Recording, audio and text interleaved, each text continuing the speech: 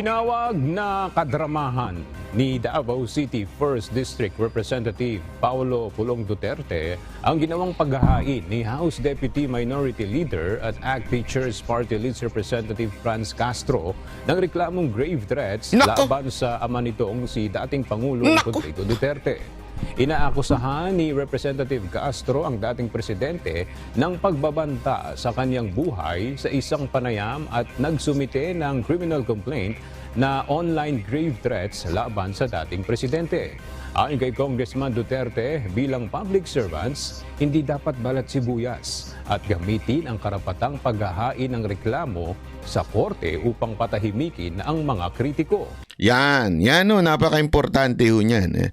Yung salitang balat sibuyas, bakit ho ba ginagamit yan? Onion skin. Dahil ho merong jurisprudence ho dyan na Supreme Court na rin ho ang nagbanggit ho niyan na ang public servant ay hindi ho dapat balat sibuyas. Handa ho silang ma-criticize.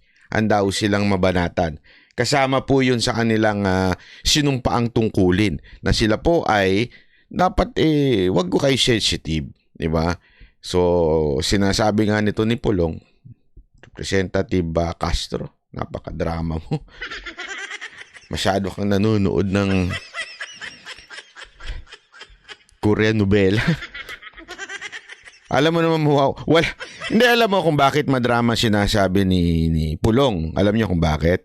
Kasi wala namang mangyayari. Alam naman po natin yan. Wala pong mangyayari sa demanda na yan. Yan po ay isang pautot lang. Alam mo yon, para lang magkaroon ng name recall.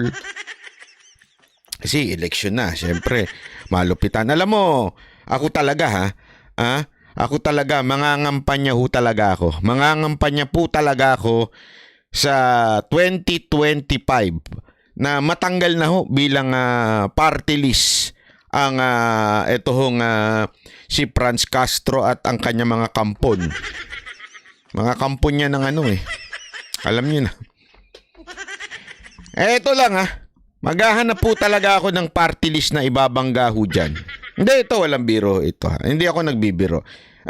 Pinali for the record lang wala na hong planong tumakbo si Mokang party list. As of now, yan ang usapan namin dahil nung nalaman nga po namin na medyo magastos ang party list, para manalo ka ay kailangan magbayad ka ng malupit na malupit, hindi ho namin kaya.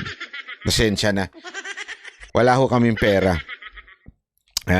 Kaya ho, kaya nga ho dito, puro 7-Eleven na lang kinakain namin. Wala na ho kaming makain. Tapos sa kanto nila ako tumatambay. Wala na ho tayong makain.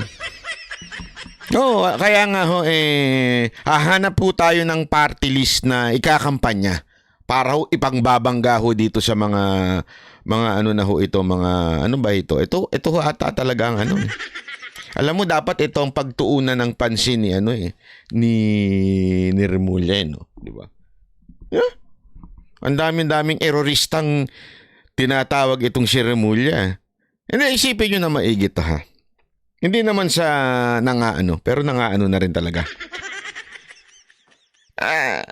Sa dami-dami ng erorista, sa dami-dami ng erorista sa mundo na ito, ang i-declare mo pa itong si Congressman Tevez, di ba? Oo, siga, malamang. Talaga naman siga ho yung mama, di ba? Tapos talaga nga naman pagdating sa politika, hindi ko sinasabing banal ho si Tevez, wala ko sinasabing ganyan. Alam naman po natin ng pero para gawin mong erorista, alam mo yun? Katabi mo dyan nandiyan ka dati, di ba, si Congressman Remulla? Dati yung congressman yan, di nyo alam, di ba? Dati yung congressman yung tao na yan. Katabi mo yan, alam mo kung sino yung kung anong kulay nito ni Franz Castro. Dapat yan ang pinagtuunan mo ng pansin. Di ba?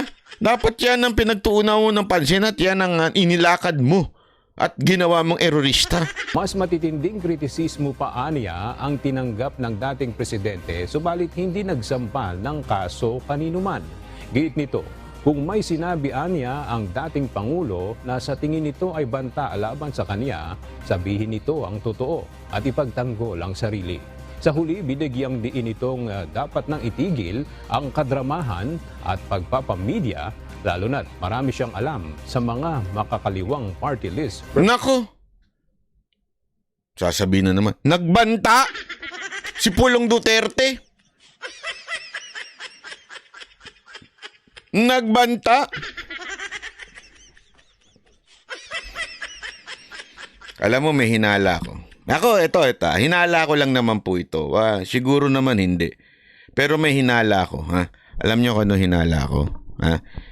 Ang abogado ni Franz Castro ay walang iba kung hindi si Libayan.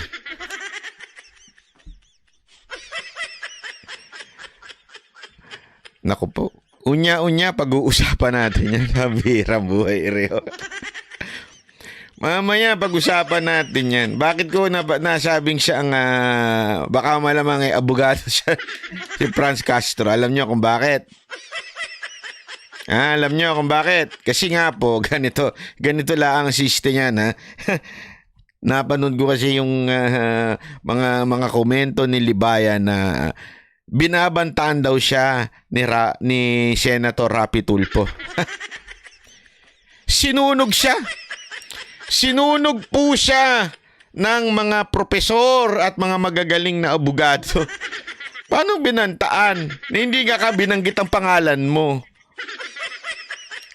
Napaka linaw sa ating batas. Pagdating mo sa pagbabanta, libel at kung ano-ano pa, kailangan linawin na talagang nabanggit yung pangalan mo. Pangalawa, mamaya papakita natin yan, yung paliwanag yan. Mamaya, dapat hindi lang sasabihin mo talaga ng diretsuhan na babantaan mo ng diretsuhan. And then, alam mo, yun na nga ang kinaiinisan natin. Kasi alam mo, masyadong nagmamalinis na ho ang kamera natin. Masyadong nagmamalinis. Ako, inaantay ko na lang Inaantay ko na lang po na maglabas si Congressman Antebes ng banat. Alam mo, si Congressman Tebes, maraming alam yan. Di ba? Sabi niya pa nga ang dami niyang natulong kay Speaker Romualdez. No? Kasi ako, sigurado ako maraming natulong yan dyan. Mayaman no yan Marami hong natulong niya sigurado sa mga congressman.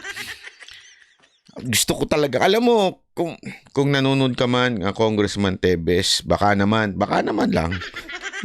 Baka lang naman. Para talaga magalit na sa amin si Remulla. Baka naman pwede ka ma-interview. Di ba? Para malaman natin ano bang masasabi mo sa mga extraordinary fund. Actually, tinawag na nga ni Rocking confidential fund. Bakit to? Kasi it's confidential in nature. Bakit confidential? Alam naman natin yung salitang confidential. Ibig sabihin, kunwari, magkano sahod mo? Confidential yan. Sabihin mo, confidential. Hindi pwede. So, ganun na sinasabi ni Roque. Ang pagdating sa mga funds o kinukuha, tinitake, natatanggap ng mga congressman ay confidential in nature. Kasi hindi ho sila pwedeng questionin. Ay, ang lupit pala ng camera. Parang gusto ko mag-congressman Hindi, alam mo ito Walang biro ito. Joke lang po yan. Pero alam nyo, walang biro ito. Isipin nyo na maigi ito. Napaka-importante nitong sasabihin ko sa inyo. Makinig kayo. Alam mo ba, mapa-assistant secretary ka pa lang, lahat ng kilos mo, pinapansin na. Naalala ko nung kay Mocha nun Kakain lang kami. Sa labas, papansinin na. Oh, pero ng taong bayan niya kinakain mo. Spaghetti, hindi pwedeng kumain. Mahal daw. Ano yun? Saan ba kami kumain ng chibo? Kumain kami ng chibo, tapos pinicturan siya ng dilawan, tapos pinost sa social media. Si Mocha kumakain ng chibo. Akala mo naman kamahal ng chibo. Hindi, ibig sabihin, ganun yung, kasi ganun ng ano eh, ang tingin sa, ano eh, sa, pagka na ikaw nasa executive branch, di ba? Lahat ng pera ng nagpapasahod sa'yo, ganun. Pati yung laptop niya, pinansin eh, laptop ko yun, hiniram lang niya eh. Oh, ganun po katindi.